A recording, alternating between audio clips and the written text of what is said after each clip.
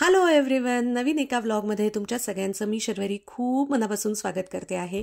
सध्या जो हा जागतिक पातळीवर मोठा प्रश्न झालेला आहे कपडे वाळवणं, तो मी पण फेस करते आहे. त्याच्यामुळे ते एक काम सुरू आहे आणि फायनली तुम्हाला सांगू का, मी हा जो व्लॉग शूट केलेला आहे मंगळवारी नाही, आज मंगळवारी तुम्ही बघताय तेव्हा सोमवारी, त्या दिवशी रात्रीपर्यंत मी जेवढं सगळं पेंडिंग होतं लॉन्ड्री वर्क ते कंप्लीट करून टाकलेलं आहे. मलाच स्वतःला असं पाठ थोपटावीशी वाटली, कारण अल्टिमेटली ते मला बघून बघून वैताग आला होता इथे लहान घरामध्ये. आणि मी काय केलं माहिती आहे का, शेवटी ते एकावर एक टाकलेत. म्हणलं ठीक आहे, तसंही थोडेसे मशीनमध्ये ड्राय होतात, अगदी काही खूप पाणी नसतं. आणि आता जेव्हा जेव्हा जास्त कोणी नाही आहे घरामध्ये तेव्हा मी फॅन लावून उलटे पालटे करून ते वाळवणार आहे. त्यानंतर ना मी झोपूनच गेले, म्हणजे दुपारी हे सगळं मी करत होते काम कपड्यांचं 1:30-2:00ला. मग मी ब्लॉग जो तुम्ही बघितलात शनिवार रविवारचा, तो एडिट वगैरे करून तो अपलोड करून ठेवलेला होता तुम्हाला बघायला. आणि मग झोप आली, कारण कधी कधी असं होतं आहे की सध्या ना दुपारी जर झोपले तर जास्त बेटर फील करते, आणि नाही तर मग संध्याकाळी थोडंसं असं ताणल्यासारखं होतं. मला कधी रात्र होईल आणि झोपेन असं व्हायला लागतं.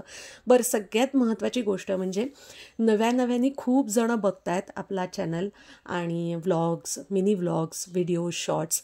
तर आवडत असेल तर प्लीज सबस्क्राईब करायला विसरू नका.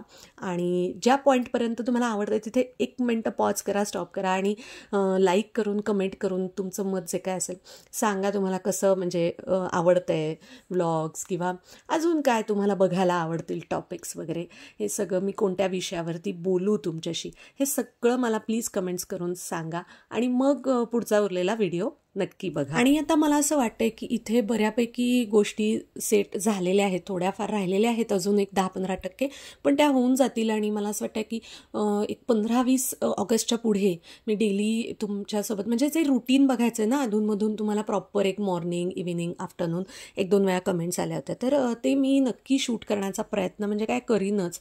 आणि मलाही आवडेल तसं तुमच्यापर्यंत पोहोचवायला. त्यामुळे ते व्हिडिओज, व्लॉग्स पण मी तुमच्याबरोबर नक्की शेअर करीन. आणि 1-2 कमेंट्स ज्या आल्या होत्या ते मला आठवलं, तर ते मी पुढे तुमच्याबरोबर बोललेले आहे. परवा जे काही मी जोडवी घेतली होती ना, तर त्याच्याबद्दल कमेंट आल्या होत्या, तर ते मी पुढे तुमच्याशी बोललेलेच आहे, त्याच्याबद्दल सांगते मी तुम्हाला माहिती. तर त्यामुळे शेवटपर्यंत व्लॉग नक्की बघा. आणि चहाबरोबर एकीकडे फोन आला होता, फोनवरती बोलत होते. मग एवढं सगळं होतंच, म्हणजे बारीक सारीक अजून कामं करत करत दिवे लागण्याची वेळ होतेच. मग संध्याकाळचं सगळं दिवे लागणी आणि छानपैकी श्लोक, स्तोत्र म्हणायचे. सोमवार असल्यामुळे मग मी शिवस्तुती म्हणलं. अचानक असं माझ्या मनात आलं ना की असं खूप त्या स्तोत्राकडे मी ओढल्यासारखे झाले होतं. मला असं कधी कधी ना काही स्तोत्रांच्या बाबतीत की नाही, आज आपण ना हे म्हणायलाच पाहिजे, आणि मग मी ते करते. कारण त्याच्यानंतर ना मला जे काही खूप एक असं शांत वाटतं ना मनाला, असं मेंदूला पण एक खूप क्लॅरिटी आल्यासारखं वाटतं विचारांमध्ये. त्यामुळे असं जेव्हा मला एक ते फिलिंग येतं ना आतून, तुम्हाला होतं की नाही मला सांगा नक्की, पण मला ते असं एक आतून इंट्युशन्स म्हणा किंवा काहीतरी असं फील होतं की आज हे आपण काहीतरी देवाचं स्पेसिफिक काहीतरी म्हणलं पाहिजे, केलं पाहिजे. तर तेव्हा मी ते दुर्लक्ष नाही करत, मी ती गोष्ट करते. कारण त्याच्यामुळे मला नंतर ना खूप काळ छान वाटत राहतं, पॉझिटिव्ह वाटत राहतं. आणि मग ते सगळं करून मी म्हणलं आता ह्या नॅपकिन्सच्या वगैरे घड्या करून ठेवूयात. आणि आज ठरवलं होतं की झोपायच्या आधी ना हे डायनिंग टेबल सगळं क्लिअर करायचं आहे, व्यवस्थितपणे ते नीट लावायचं आहे. आणि माझी तेलाची जी काचेची बाटली आहे ना, अरे ती वाळतच नाही आहे. मी 10 दिवस झाले धुतलेली आहे.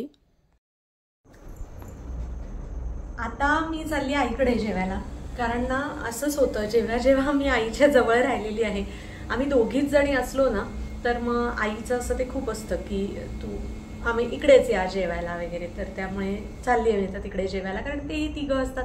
आणि कसं होतं की अवधूत म्हणजे माझा भाऊ, तो सुद्धा ना त्याच्या सगळ्या कार्यक्रमांच्या आणि कामांच्या वेळांनी वेगवेगळ्या वेळांना जेवायला घरी असतो. माझे बाबा पण आता म्हणजे त्यांच्या 35 वर्षाच्या नोकरीनंतर परत ते बिझनेस करतायत, त्याच्यामुळे पण ते वेगवेगळ्या वेळांना जेवायला असतात. मग तशी तीही एकटी असते बऱ्याच वेळेला जेवायला, म्हणून मग ती म्हणते की या तिकडे असं होतं. काही वेळेला मी टाळते, काही वेळेला मी जाते, असं होतं. तर मला आत्ता आठवलं अचानकपणे की मला 2-3 जणींनी बहुतेक, जेव्हा मी माझी पंचधातूची जोडवी मागच्या मोठ्या ब्लॉगमध्ये शेअर केलेली आहे आणि मला झालेला फायदा मी सांगितलेला आहे त्याच्यात, तर तेव्हापासून 2-3 जणींनी मला विचारलेलं आहे की त्याची एक्झॅक्ट कॉस्ट काय सांग, प्राईस सांग आणि ते कुठून घेतले. तर एक्झॅक्ट कॉस्ट ना मला वाटतं 200 ते 400च्या दरम्यान ते जोडी असेल, म्हणजे जोडवीची पंचधातूची. फायदा असा झाला की उष्णता खूप कमी होण्यासाठी मला मदत झालेली आहे आणि मी त्याची रिंग पण घालते या बोटामध्ये, म्हणजे असं कोणत्याही बोटामध्ये घालू शकतो, त्याचं काही असं स्पेसिफिक बोट नाही, पण रिंग पण घालते आणि जोडवी पण घालते. तर त्याचा मला फायदा झालेला आहे माझं शरीरातली उष्णता कमी करायला. ऑफकोर्स आपण इनटेक पण तसा काही घ्यायलाच लागतो, पण ह्याचा एक फायदा नक्कीच आहे. 1 मिनिट फोन आलाय. हां, ओके. तर मी सांगत होते की साधारण 200 ते 400च्या दरम्यान ती असतील जोडवी, आणि अंगठी पण असंच काहीतरी 200पर्यंत वगैरे 250पर्यंत किंमत असेल असं मला वाटतंय बहुतेक. पण मी उद्या मंगळवारी, म्हणजे आता तुम्ही हा व्लॉग बघणार आहात त्या दिवशी मी त्या एरियात जाणार आहे मंगळवारी. आज आहे 4 तारीख, म्हणजे मी 5 ऑगस्टला त्या एरियात जाणार आहे.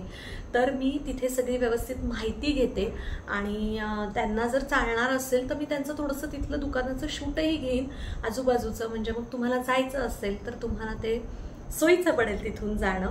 आणि तुम्हाला एक्झॅक्ट प्राइस पण कॉस्ट पण मी तिथे जाऊन त्यांना विचारून सांगते, कारण मी बिल शोधते. पण मी ते इतकं नीट ठेवलंय, कारण मला ना ते आल्या आल्या कुठलीही बिलं असतील तर ती इतकी नीट ठेवायची सवय आहे की कधी कधी मलाच आठवत नाही की मी कुठे ठेवलेली असतात. तर ठीक आहे, आता बाकीचं मला जे काम करायचं आहे आणि तुमच्याशी बोलायचं आहे हे सगळं मी आधी आईकडे जाऊन येते, कारण ऑलमोस्ट 8:30 झालेले आणि मला पण ते जेवणाचं वेळेचं गणित अलीकडे आणायचं आहे, कारण त्याशिवाय नाही तर मग वेट लॉसला काहीच उपयोग होणार नाही जेवणाची, आणि मग आपोआप मग झोपण्याची वेळ पण ती अलीकडे येईल. त्यामुळे मी आता जाते, कारण आई पण मला 8 वाजल्यापासून बोलवते आहे. पण शिवस्तुती म्हणायची होती आणि काही स्तोत्र ऐकायची पण होती मला यूट्यूबवरती, त्याच्यामुळे मला निघायला लेट होतो. त्यातमध्ये फोन आला. सो आता बाकीचं सगळं आल्यावर काम करताना बोलते. जे टार्गेट ठरवलं होतं आज रात्री झोपायच्या आधी हे सगळं व्यवस्थित करायचं डायनिंग टेबल, ते फायनली केलेलं आहे. आणि कारण सुधन्वा नेहमी म्हणतो ते घेतलं आहे मग ते बसायला जागा नसते, हे असतं ते असतं पसरलेलं. पण आता एकतर घेतलं आम्ही मागच्या वर्षी जेव्हा आम्ही रेंटच्याच घरामध्ये राहत होतो रावेतला, तर तिथे असं स्टोरेज स्पेस काहीच नव्हती आणि आता इथे पण तेच आहे. मग त्याच्यामुळे असं होतं ना की खूप गोष्टी ज्या रोज पटपट लागत असतात त्या तिथेच टेबलावरती ठेवलेल्या बऱ्या असतात. त्या कुठेतरी काहीतरी आपण ज्या टेम्पररी अरेंजमेंट करतो स्टोरेजच्या त्याच्यामध्ये ठेवणं ते कठीण होतं. पण आता कसं आहे माहिती आहे का, ह्या प्रत्येक गोष्टींना ह्या लोकांना नाही समजत, म्हणजे घरातल्या पुरुषांना, की हे मॅनेज करायचं म्हणजे आम्हाला पण एखाद्याना CEO सारखं वगैरे काहीतरी डोकं लावावं लागतं घरामध्ये, त्याशिवाय नाही त्या गोष्टी मॅनेज होत. असंच नुसतं घर नाही चालत, संसार असाच नुसता नाही चालत. खूप गोष्टींचं कसं कुठे काय ठेवायचं, मग ते कसं सगळ्यांना जाता येता घरात सोयीचं पडेल, सगळं एक घरातलं ऑपरेटिंग सिस्टीम नीट राहील ह्याचा फार विचार करावा लागतो. पण यांना असं वाटतं की काय यार हे इकडे ठेवलं काय आणि तिकडे ठेवलं काय, काय काय नाही, काय फरक पडतो असं त्यांना ते असतं. कारण की मी असं म्हणेन की कुठेतरी थोडासा त्यांचा दोष कमी असेल आणि अपब्रिंगिंग जसं झालेलं असतं ना, वाढवलेलं जसं असतं ना पुरुषांना आपल्याकडे भारतीय संस्कृतीत वर्षानुवर्ष, की ह्या गोष्टींचं काय त्यांना कशाला शिकवायचं आहे आणि काय. तर त्यामुळे म्हणजे मी असं म्हणेन की कुठेतरी तो असा भाग झाला आहे. पण आता आजकाल मी माझ्या मैत्रिणींना बघते की ज्यांना मुलगे आहेत ना, तर त्या खूप सजग झाल्यात ह्या सगळ्यातनं आणि त्या लहानपणापासून ना मुलांना ते शिकवायचा प्रयत्न करतात की तू जरी मुलगा असलास तरी सुद्धा तुला ह्या सगळ्या गोष्टींची पण माहिती पाहिजे, थोडंफार आलं पाहिजे, कसं वागायचं आहे हे. आता मी बऱ्याच माझ्या मैत्रिणी बघते की त्या याप्रमाणे हँडल करतात मुलांना. आता तो बदल होत चाललेला आहे, पण आपल्या वेळेला तो नव्हता. त्याच्यामुळे 90s किड्स ना, त्याच्यामुळे हे आहे असं आहे.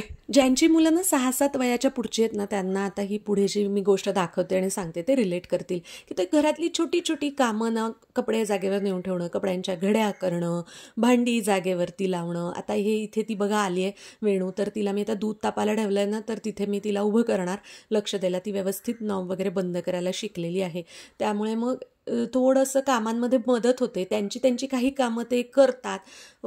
अजून ते इमोशनली खूप आपल्यावर डिपेंड असतात, पण फिजिकली काही गोष्टींना ते हळूहळू इंडिपेंडंट व्हायला लागतात.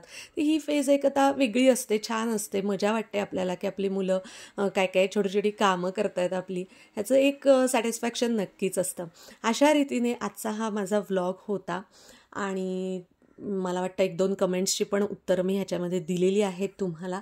ज्याप्रमाणे सांगितलं आहे त्याप्रमाणे पुढच्या व्लॉग्समध्ये मी ते दाखवीनच. मागच्या एका मिनी व्लॉगमध्ये ड्रेसची लिंक हवी होती, ती पण मी कम्युनिटी पोस्टला दिलेली आहे. आणि फायनली आता सगळं रॅपअप करून झोपायचं आहे. पुन्हा भेटू नेक्स्ट व्लॉगमध्ये. Till then take care. Thanks for watching and bye.